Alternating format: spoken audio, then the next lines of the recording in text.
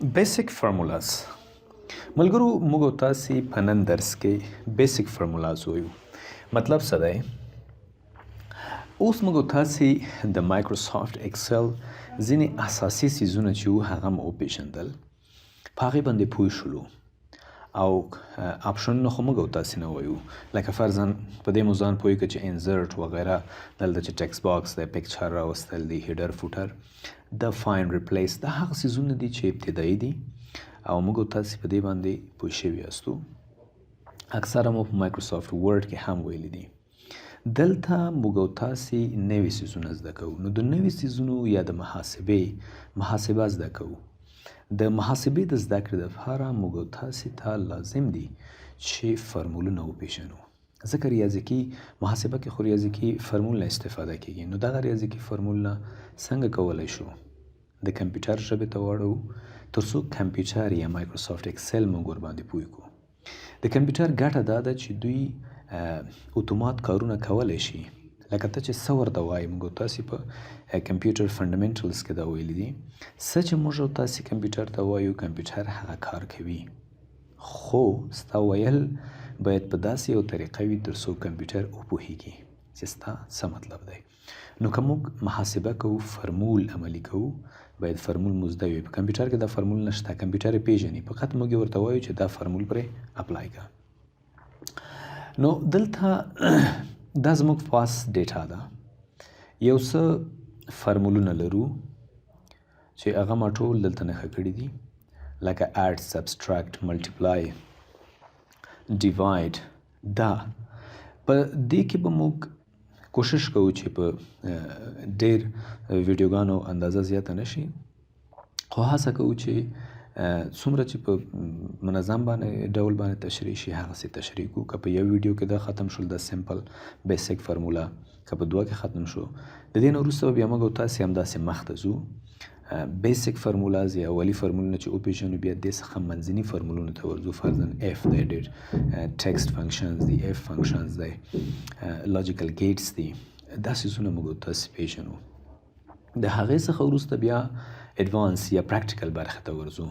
نو د ټولو اساس چې دی هغه د بیسیک فرمولونو زده کړه ده. د فرمول سټرکچر دی، د فرمول ساختمان دی، څنګه مو کولی شو یو فرمول په ښه شان سره عملي کړو، څنګه مو کولی شو یو فرمول دغه لیکنه په صحیح ډول وکړو او هره برخه وپېژنو. نو دا به موږ په دې ویډیوګانو کې زده کوو. لومړی راځو اډ ته. اډ ته موږ او تاسې وایو جمع کول. اډ ته موږ او تاسې څه وایو؟ جمع کول وایو. ګورئ، زه غواړم دلته دوه عدده ولیکم، فرضاً 40 او همدارنګه 15. دا دوه اعداد دي. غواړم چې دا عددونه زه په خپلو منځونو کې جمع کړم. نو د جمع دپاره موږ او تاسې لیکو مساوي 40 دا سل انتخابوو، د کیبورډ څخه د جمع علامه وهو، بیا 15 انتخابوو، یعنی د ماوس په واسطه یې انتخابوو.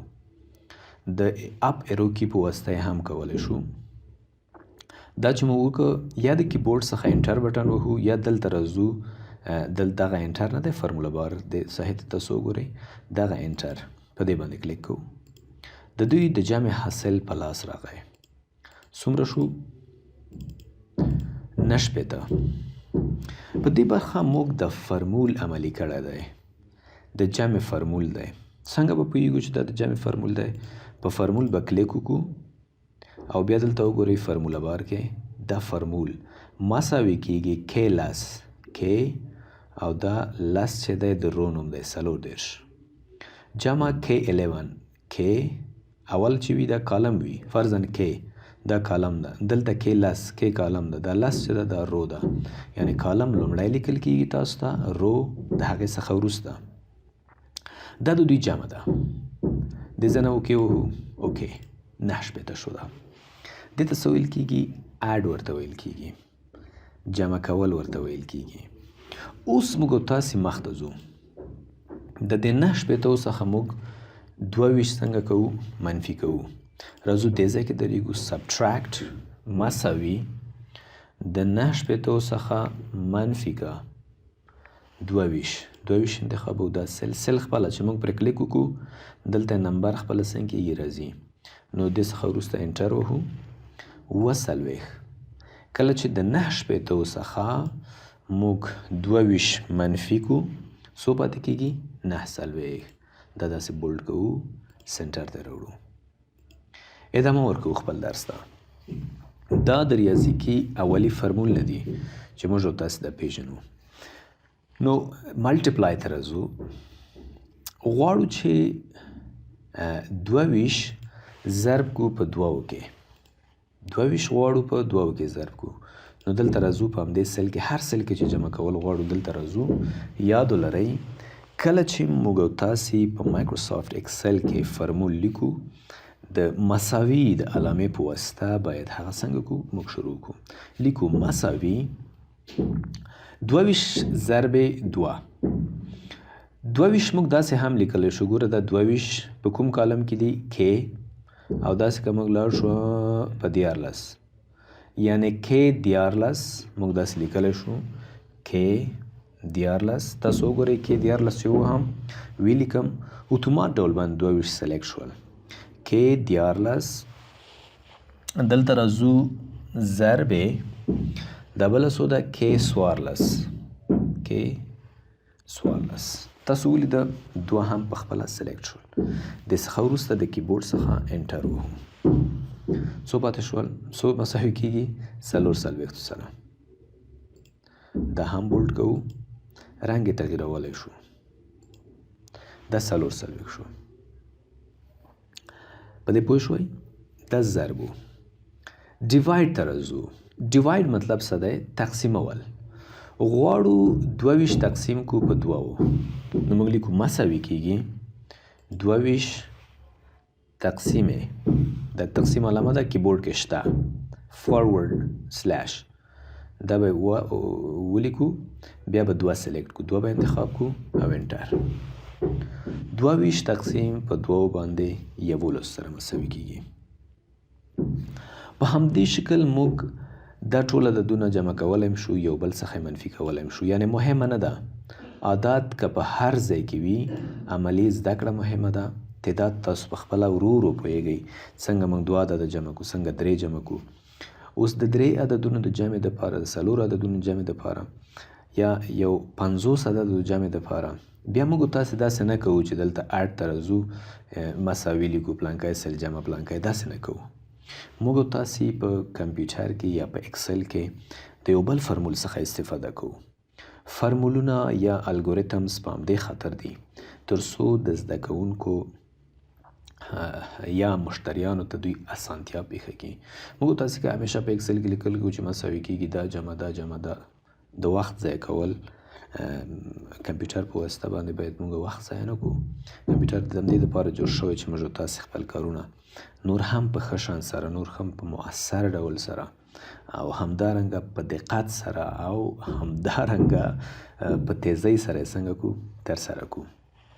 دا اساسات دی. ګورئ په ډي ټي پي کې چې کله موږ تاسې اساسات ویو لومړی دا اساسات موږ په همدې خاطر انتخاب کړي چې دا د یو علم په ډول زموږ او ستاسې ذهن ته کوز شي. د کمپیوټر زده کړه په اساسي ډول یې وکړو تر څو وکولی شو په یو ځای کې په کلاو مغز وظیفه وکړلی شو، په کلام مغز کار وکولی شو، خپل کار مخته وړئ کمپیوټر په واسطه باندې. کمپیوټر خو زموږ او ستاسې ژوند کې هسې هم اوس په هر شي کې داخل شوی دی ځکه د کمپیوټر نړۍ ده. نو دا شیونه باید ښه په دقت ډول سره زده کړو.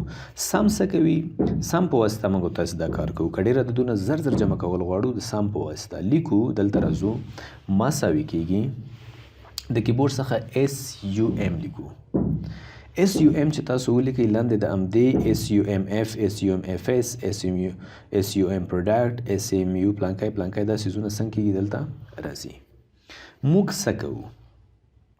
موږ او تاسې اوس سم چې کله ولیکه د کیبورډ څخه یا ټب وهو. ګورئ ټب چې ووهم ډایرکټ دلته یو قوس راځي. بیرته زه دا بیک کوم بیا د سره لیکم سم اوس ټب نه وهم، د کیبورډ څخه قوس شروع کوم. دواړه یوه خبره ده. د کیبورډ څخه قوس شروع کول او یا د ټب بټن وهل دواړه یوه خبره ده. نو دلته وګورئ سم فرمول وشو. لومړی دا نورې برخې غیر فعالې دي.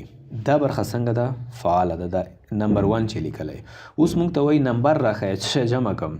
موږ ورته وایو 22 لومړی نمبر، بیا ورته لیکو کاما، یو نمبر چې دی ولیکه بیا کاما، بیا ورته وایو دا نمبر هم څنګه که جمع که ورسره. د دې څخه وروسته همدا دوه غواړو قوس څنګه کوو؟ بندوو. انټر. دواړه جمع کړه چې دا څو کېږي؟ 40. دا یوه طریقه ده. بله طریقه موږ او تاسې راځو مساوي لیکو SUM. موږ او تاسو خو به زر کار کوو. ډایرکټ راځو مساوي SUM ټاب قوس ډایرکټ شروع کېږي. ماوس یا سل نمبر انتخابوي. فرضاً کې پلانکی کې پلانکی، خو پخوانی فرمول کې موږ ویلی دا دواړه ډایرکټ د ماوس په واسطه ټایم بچت کوو. ډایرکټ همدا دواړه عدد انتخابوو. صحیح شوه؟ او قوس بندوو. فرمول ته وګورئ. دلته اوس وګورئ کې 14 څخه د کې 14 پورې. د منځ کې چې کوم ټکي دوه راولي، مخکې موږ د کامې په واسطه بیل کړ دواړه د بیل بیل سیلونه. اوس دواړه مو یو ځای کړي نو رینج تا ته فرمول راولي. فرمول تا ته څه راولي؟ رینج. دې ته رینج ویل کېږي. یعنې د کې 14 څخه تر کې 14 پورې. او قوس څنګه کوو؟ بندوي. انټر. ومو لیدل 40 بیا راغله. ښه، راځئ زیات عددونه لرو.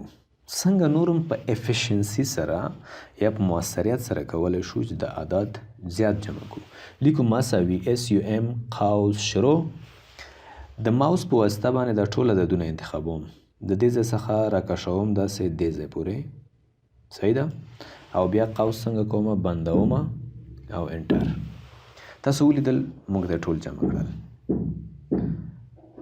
صحیح شوه؟ 43 وزره ټولې موږ ته څنګه جمع کړه. د فرمول باندې کلیک وکړئ، ډبل کلیک.